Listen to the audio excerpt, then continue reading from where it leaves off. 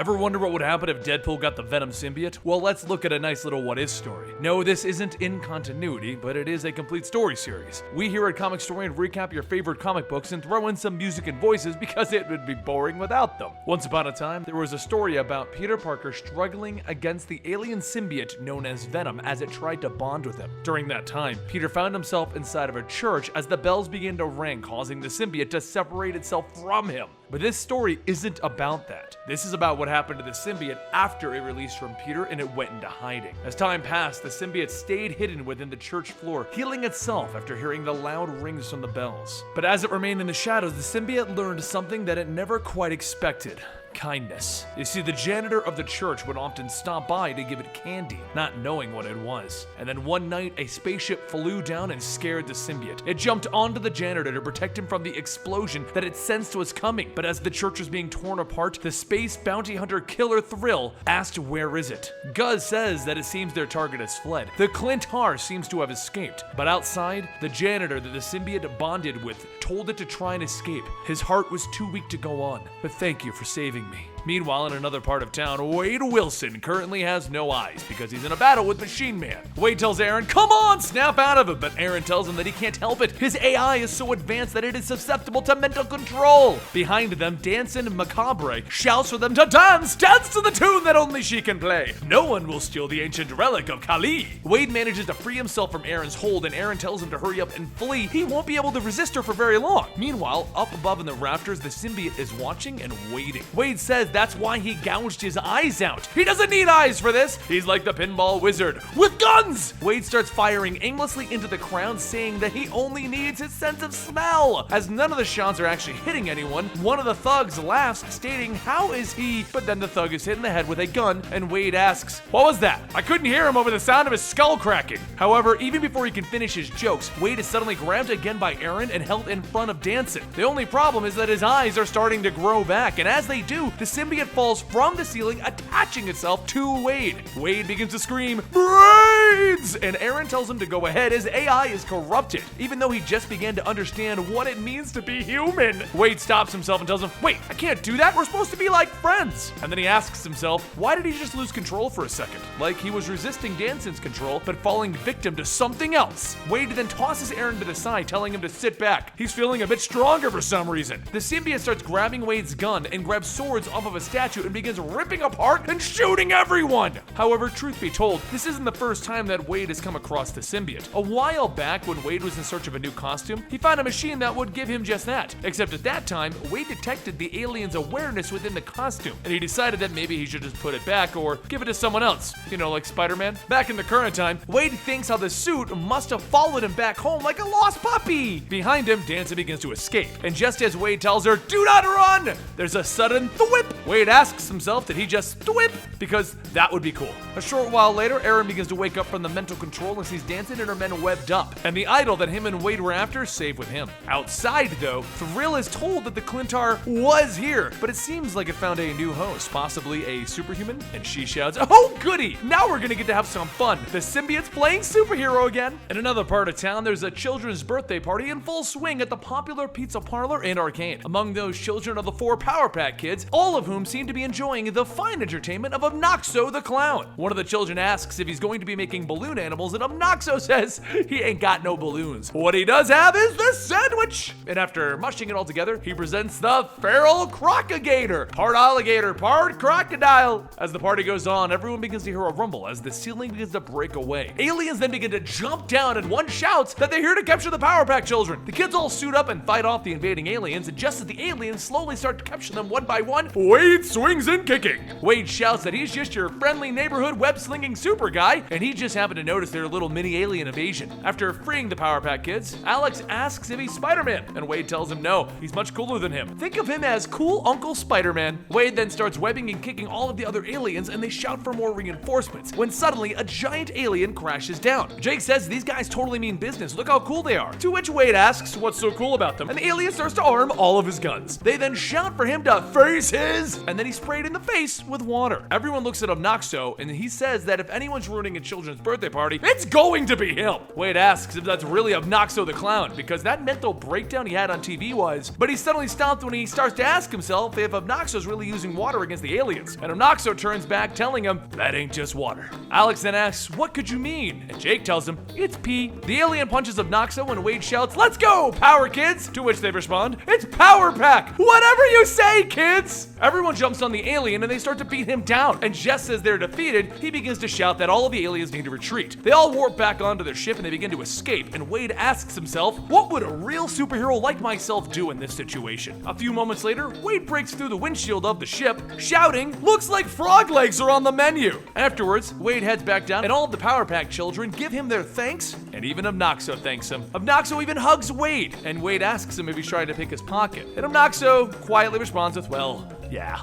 Wade then tells him, because that's not my pocket. Obnoxo lets go, saying, well, at least he got his Christmas goose early this year. Wade then leaves, and Julie asks what happened to the aliens, and after burping, Wade tells her that it looked like they beamed into their ship before it crashed into the river, or something. But anyway, he's gotta go, thanks for the team up. Once Wade webs up to the top of a building, he says that he's got a real sense of fulfillment. Is this what being a hero feels like? Because he can't shake the feeling that he's being followed. Seconds later, Felicia Hardy, also known as the Black Cat, jumps down behind him, saying that she just hit the jackpot. Felicia grabs Wade and says that she really likes the new suit Spider-Man. How about a kiss? Wade then tells her, as much as he likes a good groping, he's pretty sure she has the wrong idea. She grabs him again, saying that they should just give it another shot. And Wade stops her, telling her that they probably should stop, because, you know, he's not Spider-Man. Plus, he feels like stopping some crime first. As Wade webs away, Felicia says sounds good to her. Going on patrol always gets her heart racing. As they swing away, Wade begins to think about how Spidey's got the life, and then he tries to web onto the neck of a building and nothing comes out. While Wade begins to wonder why the suit just suddenly stopped responding to him when he was thinking about Spider-Man, Felicia catches up. She asks him what's wrong, out of fluid? Because that sounds like a personal problem. As Wade begins to try and get out a witty remark, he says, hang on, there's a crime afoot! Down on the street, White Rabbit and her men are loading up the last of the watches, and one of the thugs asks, why are we only taking the watches? White Rabbit tells him that she's got a theme, right? She's a themed villain, so if she starts stealing all the willy-nilly, no one will recognize her. But before the thugs can load up the stolen watches, Felicia swings in with Wade to stop them. Rabbit shouts, what are they doing? She's totally a boss-level villain down here. Whatever though, go sick 'em, bunnies! Wade and Felicia burst out laughing because they're bunnies. Rabbit then says that these are not just normal bunnies, they're genetically engineered super virus bunnies. Wade then shouts, ew, ew, ew, ew, disease bunnies! Felicia then goes in to attack Rabbit as the diseased rabbits begin to chew away at Wade, because of course they gotta chew away at Wade, he can heal through anything. But up above them, Thrill is watching from her spaceship. Gus says that they can't get in contact with them because they might affect their alien physiology. But they do have an idea. He presses a button and a specific frequency starts to play, and all of the rabbits begin to stomp. All at once, the rabbit's head begins to pop, pop, pop, pop, and the White Rabbit screams, what the hell did you do? She jumps up into the air and fires down on Wade, but the bullets just bounce off the suit. Wade then says normally he has a healing factor for that stuff, but this works too. And then he jumps back into the fight until he's electrocuted. Wade asks if that's Storm finally responding to his love letters, but then a female voice tells him no such luck. Thrill tells him that she'll be his girlfriend now and she'll murder him until he loves her. She tells the others to hurry up and fry them, and without a second thought, Wade webs into action, though he's not sure why the webbing suddenly came back. As Felicia jumps down towards Thrill, she tells her that it was a bad idea doing that, mainly because she's what you would call a combat psychic. Just as her adrenaline gets up, it begins to make her abilities much stronger. But while Thrill stops Felicia, a tendril grabs and throws her into the others. Wade runs over to Felicia asking if she's okay and then tells her not to worry.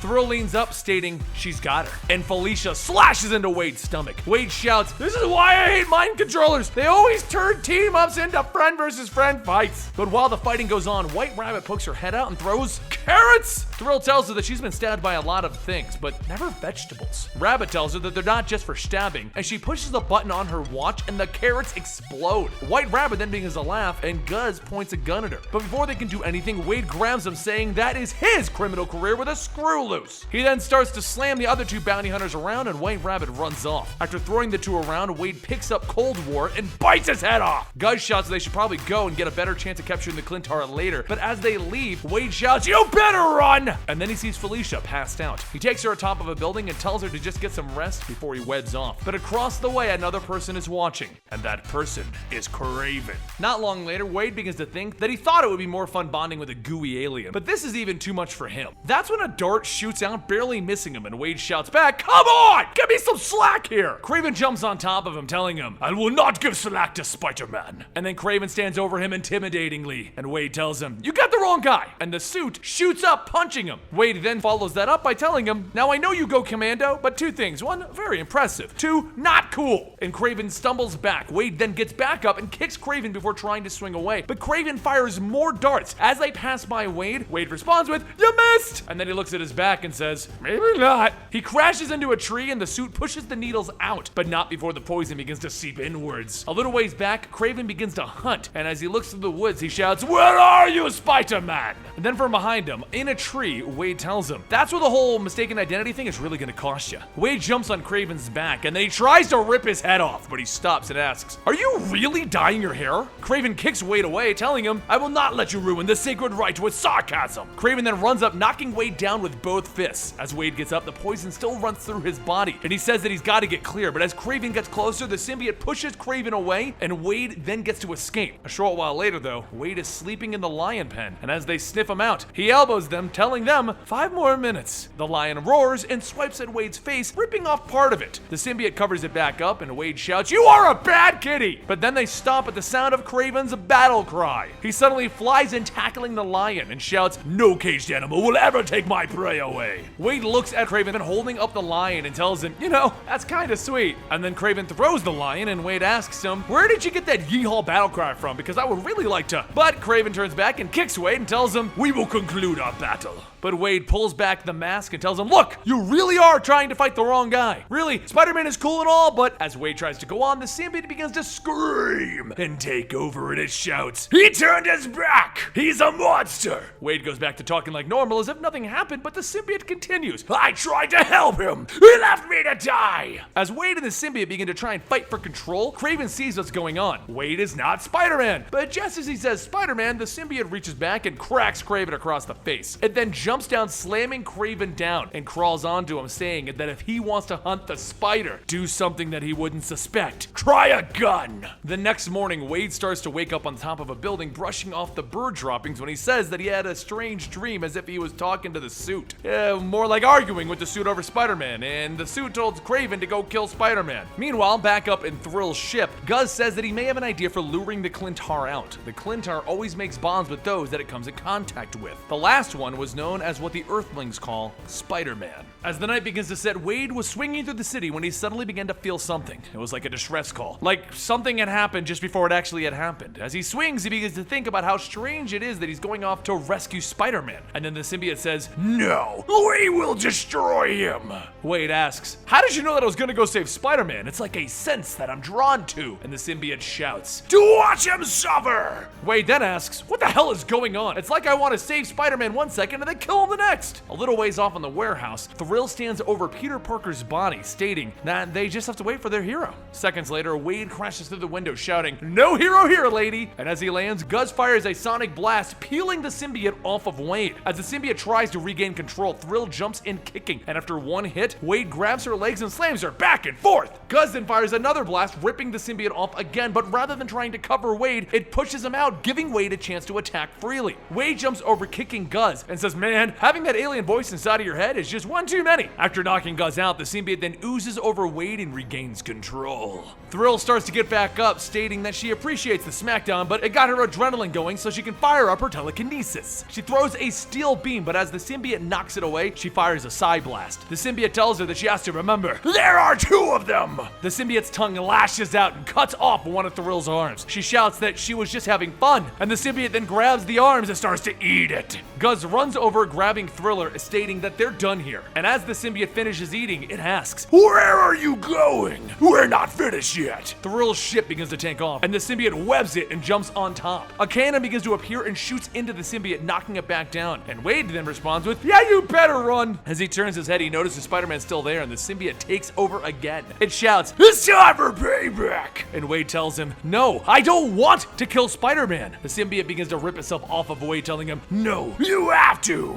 The symbiote begins to claw its way forward, but Wade stands in front of it, telling it that if it wants to get to Spider-Man, they're gonna have to get through him. Wade closes his eyes as the symbiote lunges forward, and he tells it that if they kill them, they're not pals anymore. He then opens his eyes to see the symbiote running off, and he says that he's glad that they had a little heart-to-heart. As time passes, Wade finds himself watching the church where the symbiote came from, and he thinks about how they made such a great team, except for that whole bloodlust thing. Then Wade notices a man standing there, and he overhears him asking himself, "What are you doing, Eddie?" Wade walks up to Eddie and tells him he looks lost and could use a friend. But not him. He tends to rub people the wrong way. But who knows? Maybe he'll find someone inside. Eddie tells him, "You're right. I gotta follow something in life." As Eddie walks into the church, Wade thinks that he seemed like a nice guy. A little mixed up. Hopefully he gets his head straight. Now, I know I said at the beginning of the story that it technically wasn't in continuity, but I think technically it could work in there. There's a few things that got retconned that don't work and do work. I don't know, it's weird, and it's hard to tell with these old Deadpool storylines that get worked in as a retcon to his history kind of a thing. But either way, what did you guys think of this? Because honestly, I thought it was a great storyline. A better way to tell the story of Deadpool getting a symbiote than his battle with Carnage, because that one was a bit weird. But I want to know what you guys think, and if you want to keep up to date on the best Deadpool storylines, then make sure you subscribe to this channel because I try to bring them to you whenever I get them. Also, don't forget, you can follow me on Twitter and Instagram, and I'll see you over there. Have a good day.